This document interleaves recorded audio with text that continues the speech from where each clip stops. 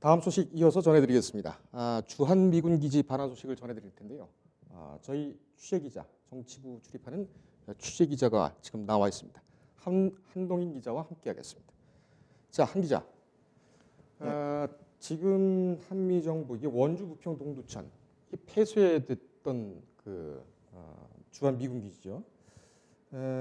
이 지금 상황 같은 경우에는 10년이나 걸렸는데 지금까지 이제 오기까지가 이제 반환 폐지 결정은 10년 전에 결정이 됐고 반환 얘기가 나왔다가 이게 10년이나 끌었어요.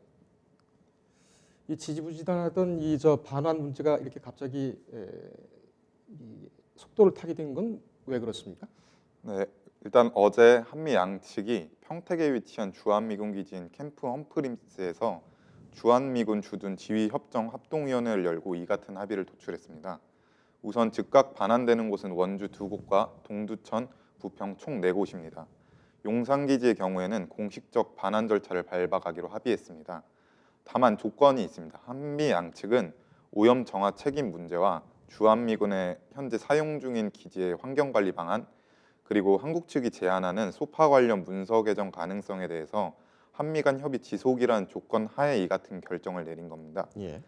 이들 기지가 2009년부터 2011년 사이에 폐쇄가 되긴 했는데 환경단체 등이 제기한 미군 기지의 오염 정화 기준 및 정화 책임 문제를 놓고 이견이 있어서 10년 가까이 반환이 지연되어 왔습니다. 예. 결국 우리 정부는 미군 기지 반환 지연으로 인한 지역 고통이 계속 이어지고 있기 때문에 이를 완화하기 위해 결단을 내린 것으로 보입니다. 알겠습니다.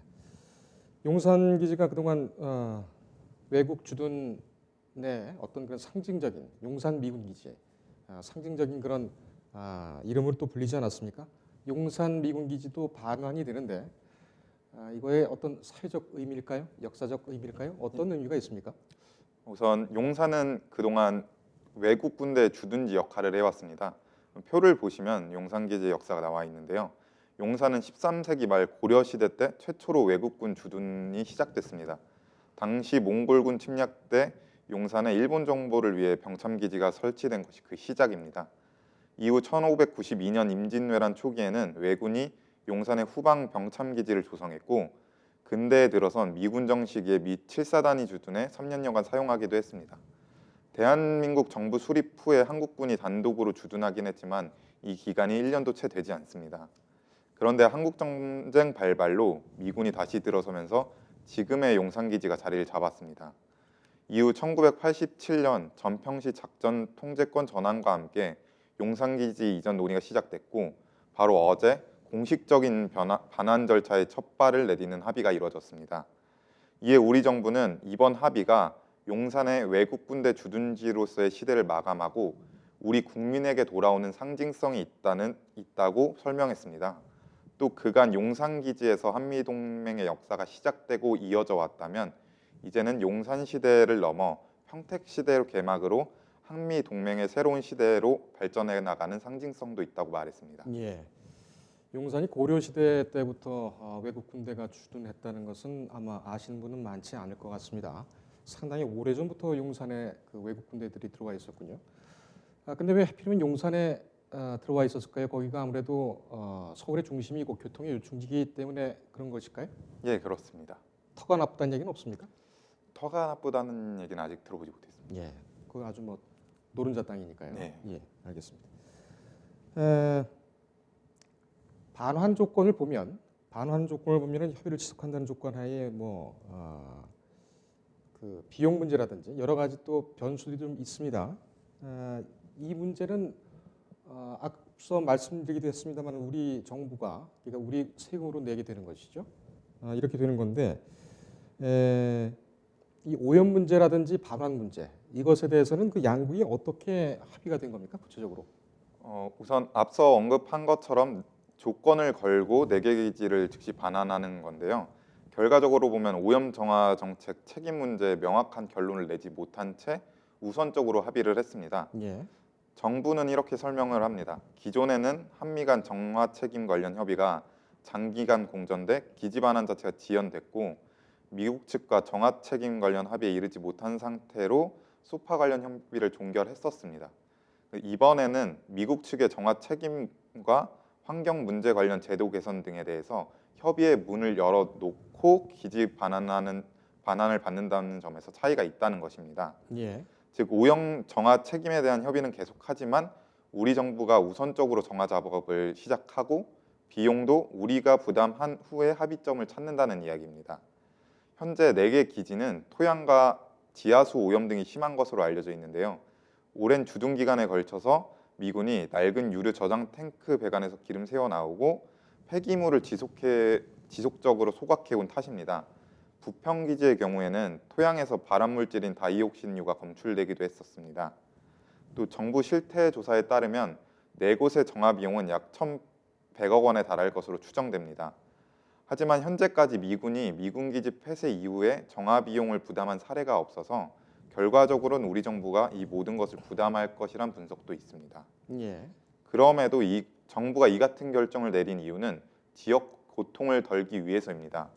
미국 기지 반환이 계속돼서 지연될 경우에 그 기대 효과가 줄어들면서 지역민들이 부담해야 될 고통도 늘어나기 때문입니다. 예.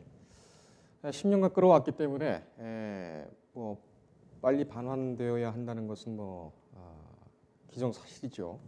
또 주민들이 원하는 것이기도 하고, 그리고 그동안은 이 반환을 왜 하지 않느냐 이런 주민의 민원이라든지 이런 것에 대해서는 이제 그 비용 문제, 미국이 말을 듣지 않고 있다 이렇게 얘기를 했습니다.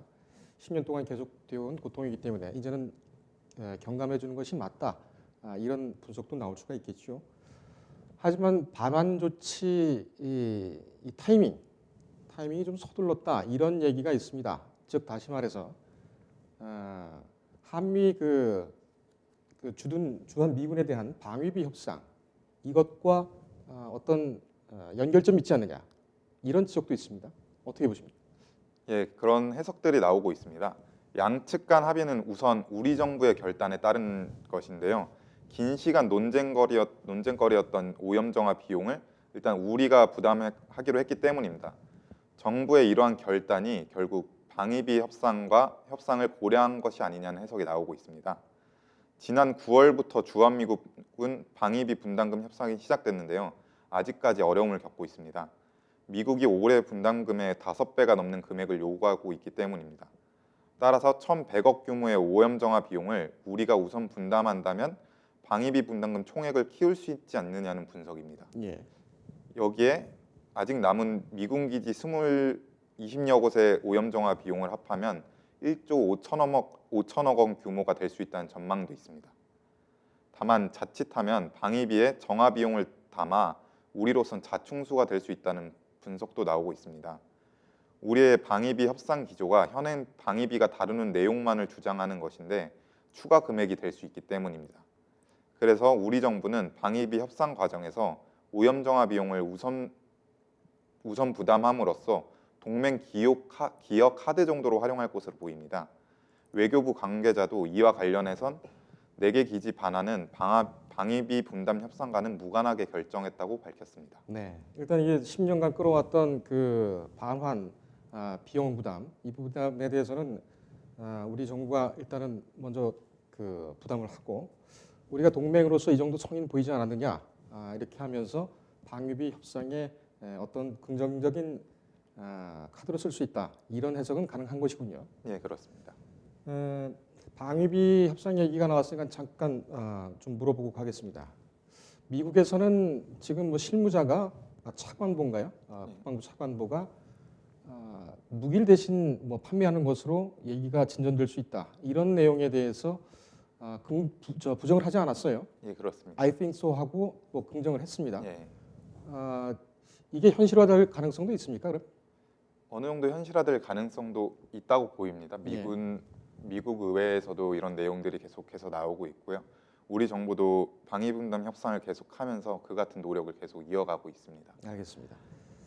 4개 기지는 이제 즉각 반환이고 용산 기지는 이제 반환 협의를 시작을 하고 있는데 이 반환이 되게 되면 우리 국민들 또 특히 이곳에 사시는 주민들께서 실제로 피부로 느끼게 되는 변화는 어떤 것이 있습니까? 우선 각 지역에서 기대감을 나타내면서 환영하고 있는데요. 원주의 경우엔 주민들 여가 선용과 휴식 공간을 제공한다는 방침을 세웠습니다.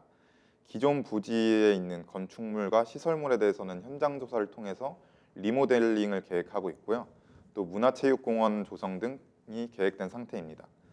부평에는 일제강점기 조선인 강제동원 역사적 현장인 일본 육군 조병창익 유적이 그대로 남아 있습니다. 예. 그래서 유적 활용 논의도 되고 있고 여기에 평화박물관을 조성한다는 계획도 잡혀 있습니다.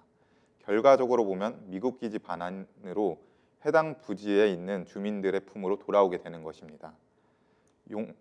용산의 경우에는 115년째 외국군 주둔지로 활용돼 왔는데요.